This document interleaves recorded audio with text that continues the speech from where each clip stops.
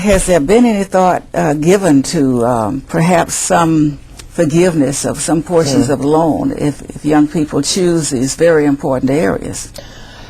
There has been some discussion, but we really haven't seen any push on that, and that would be wonderful.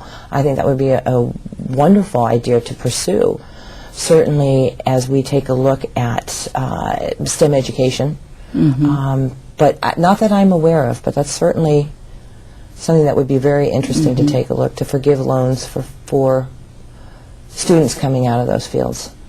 It seems to me that in the last 20, 25 years there's been such a focus on accumulation of wealth that it's hard for young Americans to stay in an area where your reward might not come soon. It might be later in a Nobel Prize or a large grant. Do you find that that is a part of what holds young people back? In part it is, and that's why we're working with the discipline-related societies to take a look at their awards program and make sure that they're open and transparent and that everyone has equal access to be recognized, because recognition is so important. It's important personally, but certainly in the STEM disciplines it's very important to advance your career. So to make sure that there is recognition across the board.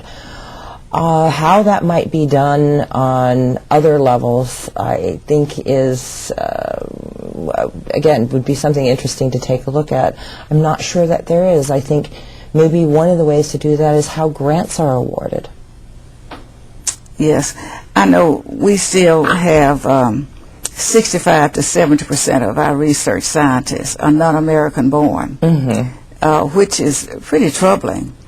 And I wonder if we have gotten so focused on going into areas that pay a lot of money, because scientists don't always make a lot of money, but they have very valuable contributions to make. And it might be a while before they get a large award or a large grant to do further study. And I wonder if we've looked at that enough, or to encourage our young people to stay into those areas. We need those talents. We need that research.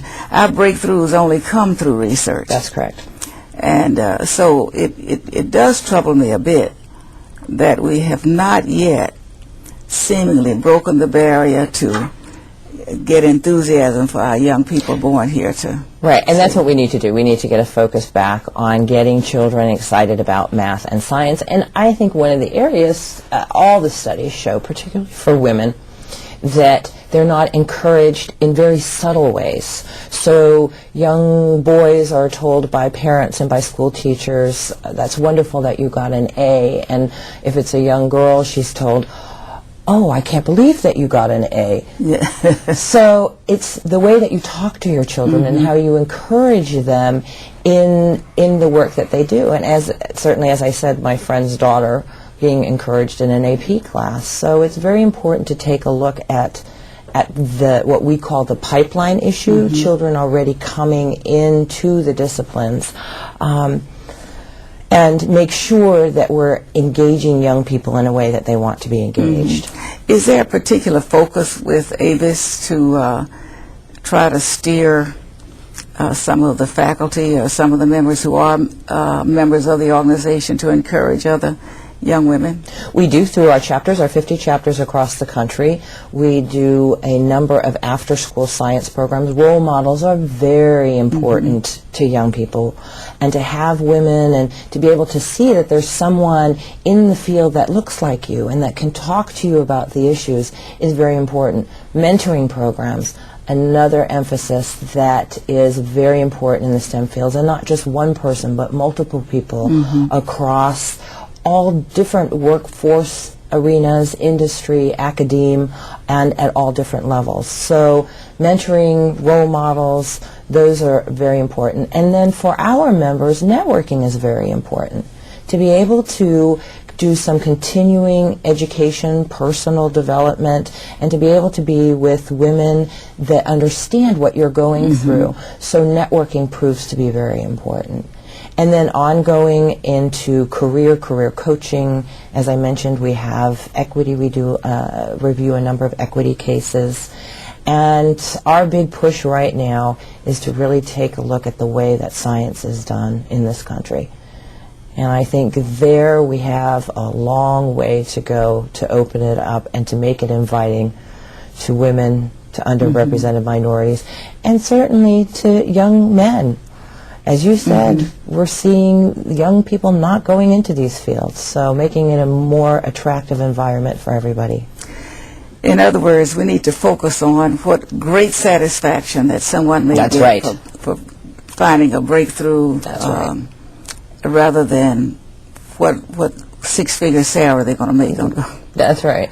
And I think we need to talk about those breakthroughs, too. I'm not sure that people across the country really understand what goes on in science and technology and how that impacts our everyday lives. I mean, I remember the first time that I heard that microwaves were created by astronauts through the NASA program. Yes. Those are the kinds of stories that I think that we need to tell. And not only to children, but we need to get it out to the public in general, because it's very exciting, and we think about everything in our everyday lives and how it's touched by science, by technology.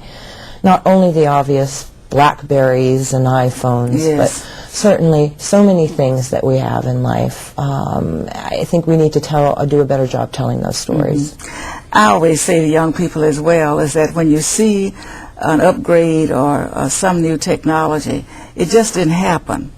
It's a human being that thinks of it and puts it on the market, and it takes human beings like them to do that, because even the thinking changes by generation, and more things can seem possible to the new thinkers than some of the ones of us who've gotten into old patterns.